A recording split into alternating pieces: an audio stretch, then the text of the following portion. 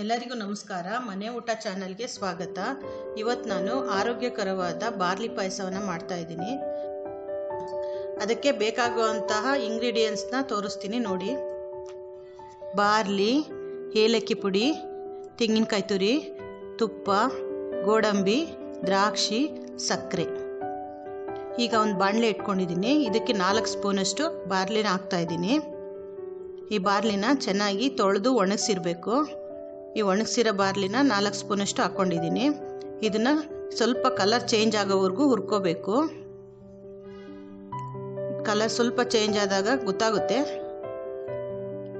ಅಷ್ಟು ಹುರ್ಕೊಂಡ್ರೆ ಸಾಕು. ಈಗ ಇದು ತಣ್ಣಗಾಗಲಿ. ಇದು ತಣ್ಣಗಾದ್ಮೇಲೆ ನಾವು ಮಿಕ್ಸಿನಲ್ಲಿ ಪೌಡ್ರ್ ಮಾಡ್ಕೋಬೇಕು.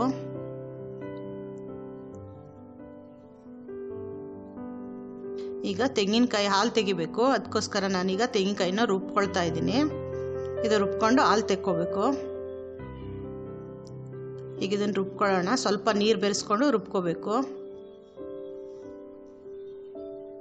ಈಗ ಒಂದು ಅರ್ಧ ಲೋಟದಷ್ಟು ನೀರು ಹಾಕಿದ್ದೀನಿ.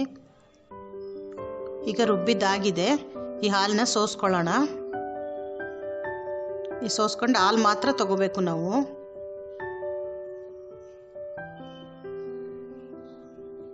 ಇದನ್ನೆಲ್ಲ ಚೆನ್ನಾಗಿ ಹಿಂಡ್ಕೊಂಡು ಹಾಲು ತಗೋಬೇಕು. ಗಟ್ಟಿ ಹಾಲು ಬರುತ್ತೆ ನೋಡಿ. ಇಷ್ಟ ಆಗಿದ್ರೆ ಸಾಕು. ಈಗ ಮಿಕ್ಸಿ ಜಾರ್ಗೆ ಬಾರ್ಲಿ ತಣ್ಣಗಾಗಿದೆ. ಇದನ್ನ ಹಾಕ್ಕೊಂಡು ಪೌಡ್ರ್ ಮಾಡ್ಕೋಬೇಕು. ತುಂಬ ನೈಸಾಗಿ ಏನೂ ಬೇಕಾಗಲ್ಲ, ತರಿಯಾಗಿದ್ದರೆ ಸಾಕು. ಈಗ ಪೌಡ್ರ್ ಆಗಿದೆ. ಇದೊಂದು 4 ಸ್ಪೂನಷ್ಟು ಹಾಕ್ಕೊಳ್ತೀನಿ. ಇದನ್ನು ಸ್ವಲ್ಪ ನೀರಲ್ಲಿ ಕಲಿಸ್ಕೋಬೇಕು, ಇಲ್ಲಾಂದರೆ ಗಂಟಾಗುತ್ತೆ. ಹಾಗಾಗಿ ತಣ್ಣೀರಿನಲ್ಲಿ ಇದನ್ನು ಚೆನ್ನಾಗಿ ಮಿಕ್ಸ್ ಮಾಡ್ಕೋಬೇಕು. 1 ಗಂಟಿಲ್ದಂಗೆ ಚೆನ್ನಾಗಿ ಮಿಕ್ಸ್ ಮಾಡ್ಕೋಬೇಕು.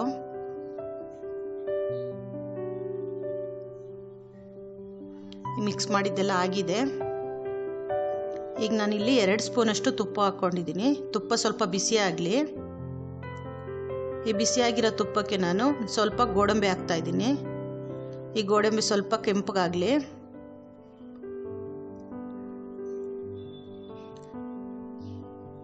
ಈಗ ದ್ರಾಕ್ಷಿ ಹಾಕ್ತಾ ಇದ್ದೀನಿ. ಇದು ನಾವು ಎಷ್ಟು ಬೇಕಾದರೂ ಹಾಕ್ಕೋಬೋದು. ಈ ಸ್ವಲ್ಪ ಕೆಂಪಗಾಗೋವರೆಗೂ ಹುರ್ಕೋಬೇಕು. ಹುರ್ಕೊಂಡಿದ್ದೆಲ್ಲ ತೆಗೆದಿಟ್ಕೊಳ್ತಾ ಇದ್ದೀನಿ. ಇಷ್ಟಾದರೆ ಸಾಕು.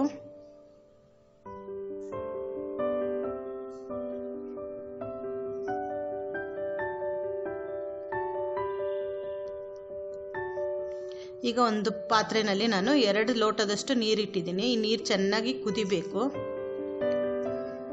ಚೆನ್ನಾಗಿ ಕಾಯಲಿ. ಈಗ ಕುದೀತಾ ಇರೋ ನೀರಿಗೆ ನಾನು ಈಗ ಕಲಸಿಟ್ಕೊಂಡಿರೋಂಥ ಬಾರ್ಲಿ ಪೌಡ್ರನ್ನ ಹಾಕ್ತಾ ಇದ್ದೀನಿ. ಚೆನ್ನಾಗಿ ತಿರುಗಿಸ್ಕೊಳ್ತಾ ಇರಬೇಕು, ಇಲ್ಲಾಂದರೆ ಗಂಟಾಗ್ಬಿಡುತ್ತೆ. ಕಡಿಮೆ ಉರಿ ಇಟ್ಕೋಬೇಕು. ಸ್ವಲ್ಪ ಚೆನ್ನಾಗಿ ಬೇಯಬೇಕಿದು. ಸ್ವಲ್ಪ ಲೇಟು ಬೇಯೋದು. ಈ ಟೈಮ್ನಲ್ಲಿ ನಾವು ತೆಂಗಿನಕಾಯಿ ಹಾಲನ್ನ ಹಾಕಬೇಕು. ಹಾಕಿದ್ದೆರಡು ಚೆನ್ನಾಗಿ ಕುದಿಬೇಕು.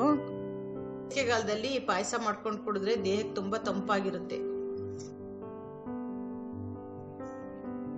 ಇದು ಚೆನ್ನಾಗಿ ಕುದಿ ಬರಬೇಕು. ಈಗ ಕುದೀತಾ ಇದೆ. ಈಗ ಇದಕ್ಕೆ ನಮಗೆ ಎಷ್ಟು ಬೇಕಷ್ಟು ನೋಡಿಕೊಂಡು ಸಕ್ಕರೆ ಹಾಕ್ಕೋಬೇಕು. ಇಲ್ಲಿ ಸಕ್ಕರೆ ಬದಲು ಬೆಲ್ಲ ಬೇಕಾದರೂ ನಾವು ಸೇರಿಸ್ಕೋಬೋದು. ನಮಗೆ ಎಷ್ಟು ಸಿಹಿ ಬೇಕೋ ಅಷ್ಟು ನೋಡಿಕೊಂಡು ನಾವು ಹಾಕ್ಕೋಬೇಕು. ಈಗ ಇದೆಲ್ಲ ಕುದೀತಾ ಇರುವಾಗ ನಾನು ಏಲಕ್ಕಿ ಪೌಡ್ರ್ ಹಾಕಿದ್ದೀನಿ. ಅದರ ಜೊತೆ ದ್ರಾಕ್ಷಿ ಗೋಡಂಬಿ ಹಾಕ್ತಾ ಇದ್ದೀನಿ. ಇದೆಲ್ಲ ಒಂದ್ಸಲ ಚೆನ್ನಾಗಿ ಮಿಕ್ಸ್ ಆಗಿ ಚೆನ್ನಾಗಿ ಕುದಿ ಬಂದರೆ ಪಾಯಸ ರೆಡಿಯಾಗಿರುತ್ತೆ. ಇನ್ನು ಸ್ವಲ್ಪ ಕಡಿಮೆ ಉರಿನಲ್ಲೇ ಮಾಡಬೇಕು, ಇಲ್ಲಾಂದರೆ ಉಪ್ಪು ಬಂದ್ಬಿಡುತ್ತೆ. ಈಗ ನೋಡಿ ಪಾಯಸ ಎಲ್ಲ ರೆಡಿಯಾಗಿದೆ. ಈ ಪಾಯಸನ ನೀವು ಮನೇಲಿ ಮಾಡಿ ಹೇಗಿದೆ ಅಂತ ಕಮೆಂಟ್ ಮಾಡಿ, ಲೈಕ್ ಮಾಡಿ, ಶೇರ್ ಮಾಡಿ, ಹಾಗೆ ನಮ್ಮ ಚಾನಲ್ಗೆ ಸಬ್ಸ್ಕ್ರೈಬ್ ಆಗಿ.